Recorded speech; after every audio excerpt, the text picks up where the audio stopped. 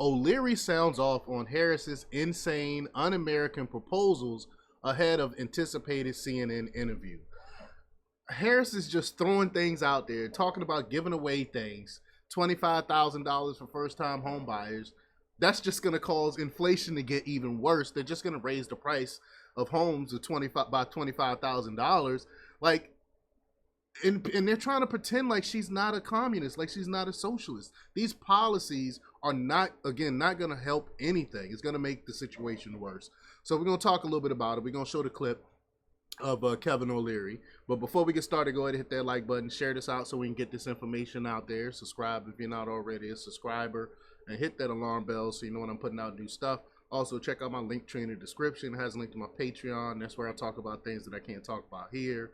There's also a link to my Instagram and my merch store. Also, follow me on X as well. All right, so let's talk about this news. Now, this comes from Fox Business from Alicia Warren. And she reports that Kamala Harris has yet to unveil her policies as the Democratic presidential candidate, but her insane and un-American economic proposals may be a deal breaker for Shark Tank star Kevin O'Leary.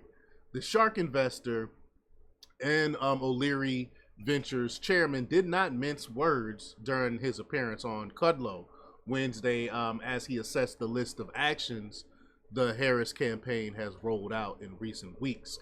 In an effort to combat the country's unaffordable housing crisis, Harris proposed giving an average of $25,000 assistance to all first-time home buyers. According to the vice president, assistance would be given to more than 4 million people over 4 years if she were to win election. Again, this is a terrible plan, but let's just get right to the clip here. Here we go. And Kevin O'Leary, chairman of O'Leary Ventures and Shark Tank investor. Kevin, great to see you. Thank you for being here. You know, I know you're non-political. You just want common sense to prevail no matter what party.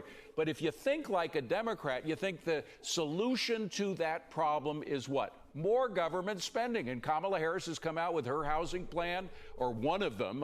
One of them includes price controls for people who have rental property. But $25,000 for new home buyers, how do you think that would affect the housing market? Before he answered that, I have to say, y'all already know how I feel about government spending. Government spending is out of control. They're going to spend us into oblivion. This is why we're in the situation that we're in right now, is because of government spending. It's not that they're not taking in enough taxes. They're already taking in record number of taxes. It's not that companies are raising their prices of things. It's because government spend us into the situation that we're in right now. And they are not doing, and instead of curtailing their spending, they're talking about spending even more money. So how make that make sense to me? Well, I'm in the real estate market. I'm pretty familiar with what's going on there. And I wanted to add one element to this. You know, I have over 54 portfolio companies and pretty well split down the middle in terms of men and women CEOs. Some are Democrats, some are Republicans. We need policy. What we pursue is to understand policy so we can make our plans about how we're going to invest in quarter two, quarter three, and onwards next year. We're desperate for policy. We really need it. It's the same thing in the real estate market. You know, I need to understand what's going to change on cap gains, on taxation, particularly important when I syndicate $1 billion worth of debt or equity in a real estate project. I'm doing data centers these days. They're up to $3 billion for each campus. We're all waiting for policy because there's a 50-50 chance that Harris is the president. I'm okay with that. I just need to understand what's her policy. And I've never seen a candidate in my life ever that doesn't do live interviews with the press. I mean, this is unprecedented. And it's because her policies is so terrible. Her policies are so unpopular that she can't speak on it. That's why she's not really doing these interviews. She's going to do this one softball interview with CNN and I guarantee she's not going to talk about anything tangible or talk much about her policies because it's so unpopular. Where they would ask those questions. I'm very uncomfortable about it. I'm very vocal about it. I've been saying, come out wherever you are and talk to the press live. Yeah. Well, to get policy. Yeah, live, unedited. We know this interview that's going to be coming out tonight. I'm gonna try to go live tonight to report on it, but we know it's gonna be heavily edited and it's gonna try to make her look good. I mean, that's not what this is about. You don't see Trump doing pre-recorded interviews. He's doing his interviews live. And he had millions of people watching him on Zoom, on X. Talking about policies and what he can do to save America.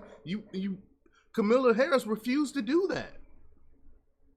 Though you have to ask the right questions, and you have to know what the problem is. The problem with housing, I'm going to simplify it, correct me if I'm wrong, because you know a lot more about it than I do, but the housing problem that we have in the United States, the thing that's jacking up the prices, of course, interest rates are another matter, but is shortage. We have a shortage of supply. A lot of it has to do with the pandemic and other things, but if you have a shortage problem in housing, is this the right way? Is this the right policy, this $25,000 deal, to deal with it? No, that's beyond insane. Think about it. You have a shortage. You then flush more helicopter money from the sky. You cause inflation because if you're the seller of a house and you've got 15 bids and you know that person has just received $25,000, you up your price, $25,000. The price just went up. Of course that's going to happen. Here's why we have a shortage. Number one, we had such low interest rates for such a long time where mortgages were sort of just below 4%, and they're only halfway through the system. So you've got millions of people with mortgages that are 3.7, 3.8 that don't want to sell for another 3 years. They're not selling because they don't want a 7.2% mortgage. That supply is off the market. The other insidious problem, and California is a good example, the policy on regulation is so punitive to set up a tract of land to build housing that many people don't even do it. I don't even invest in real estate in California or in New York. Wow. It's impossible to get the permits. And the craziness about it. Why do they make it so difficult? Why do leftist states like California and New York make it so difficult for people to purchase land and build on it? I mean, these people are anti-human. That's the only conclusion one could come with. They're anti-human. It's crazy. It is. It's really holding back pricing because up to 40 to 50% of the embedded cost of each house is the regulatory cost of getting through the process. How insane is that? Right. So somebody has to deregulate that. That's how you're going to get more supply on the market. We have massive problems on supply, but $25,000 free helicopter money is insane. That's a crazy notion that will never happen, never happen. Well, here's another bit of insanity for you. One thing we know about price controls, they always cause shortages because in a free market, people won't produce for less than nothing. You just can't do it. So price controls. Now, the way she thinks she's going to increase rental properties is through federal price controls of rental. I mean, it's if that doesn't cause a shortage, I don't know what would. No, there's a huge problem with that. And here's what happens to a price control building. No CapEx, no maintenance. It starts to fall apart. There's no incentive for the landowner or the person who built the building to ever spend another dime on it. They just slowly crumble. That's Soviet-style pricing. If you went in the late 80s and looked at in the Soviet Union, I was a software salesman then, and I would go into these buildings in controlled regions of the USR code on controlled rents. You would turn the knob and it would fall off the door. I'm not kidding. I was there too. I remember.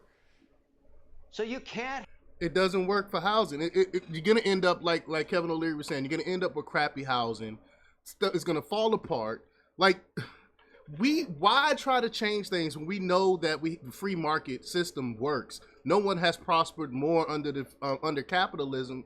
No one has prospered more in any type of system more than capitalism. I mean, that's just a fact. Have this idea ever work in America? Controlling prices just doesn't work. It distorts markets, causes inflation, reduces supply, and the CapEx on buildings collapses. Everything looks like it just was made 100 years ago and falling apart. I don't know where these ideas are coming from. These are really bad ideas. Well, Kevin, I want to squeeze one more in, which is the wealth tax, the taxing unrealized gains on everything. That's ridiculous. First of all, it's been tried more than a dozen times in Europe. Almost all of those have failed terribly. I think there's only one country that still has it out of more than a dozen. And you're taxing unrealized gains on not only stocks but farmland, paintings, gold, whatever you have. Not only is it bad policy because it hasn't worked, but it also increases the intrusive power of big government. They have the right to go into your house, figure out what you have that might have gained that you have to pay more taxes on. I mean, Big Brother writ large, it not only doesn't work, but it also increases an intrusive state, which most people think is already too big. A lot of people don't really understand what unrealized gains are. So if you have a house and you sell that house, it appreciated, and you have to pay, the government will want a percentage of that sale, that the unrealized gain. It's difficult for me to really break down. A lot of people have really broken that down. I can't remember the guy's name when he broke it down into simple terms. If his name pops in my mind, I will tell you that, but he's an economist that really breaks down what unrealized gains is so we can understand it. It's difficult for me to explain it. Of all the suggestions I've heard on taxation, I find that the most offensive. Because just think about America. 62% of jobs are created by my people, small businesses that have between 5 and 500 employees. We watch the value of our companies go up each year, even though we're struggling to keep them going with all the regulatory environment and all the competition, but we do it. And all of a sudden, we get a tax bill. Let's say our business went from being worth $10 million to $20 million over 5 years. Where am I going to come up with $3-4 million cash that I don't even have, that I never had? I mean, that you don't have yet. That's right. That's what it. So you haven't even received it yet, but the government want to tax you on it. This is crazy. I told you, they want to tax you into oblivion. They want to spend you. They're going to spend your money and then tax you even more until you have absolutely nothing left. So that means you have no money to reinvest back into your business, to grow, to hire new people and things like that. This is idiotic. This is Idiocracy, the movie, in real time. We're living in Idiocracy right now. When you really start thinking pragmatically about these ideas, you understand how bad they are. And by the way, the reason she has to answer to these on a live interview is the only people that matter now. This election is going to be decided by 100,000 votes. That's about it in 7 states. Those people are waiting for answers. Forget about the 42, 43 states that are already decided. They've already made up their minds. Yeah. Everybody that we care about now needs to understand, look, I'm a small business owner. I'm running a dry cleaners, and you're telling me I owe you $800,000 4 years after I open it that I don't have? I mean, think about that. Yeah. That just makes no sense whatsoever. That's so un-American. It's un-American. Un-American. And so with the intrusive power, I mean, the IRS is already pretty intrusive. Imagine giving it more power to go in and snoop around your house to figure out what they're going to tax. Kevin, we got to leave it at that. Great to see you. Thank you very much. Crazy policy. I don't know how anyone in their right mind could support this policy. This is nuts. This is nonsense. But y'all let me know what y'all think about this. Leave your comments down below. Oops. Like, share, and subscribe. And check out jjthepsychotherapist.com for the latest in news. Until next time, peace.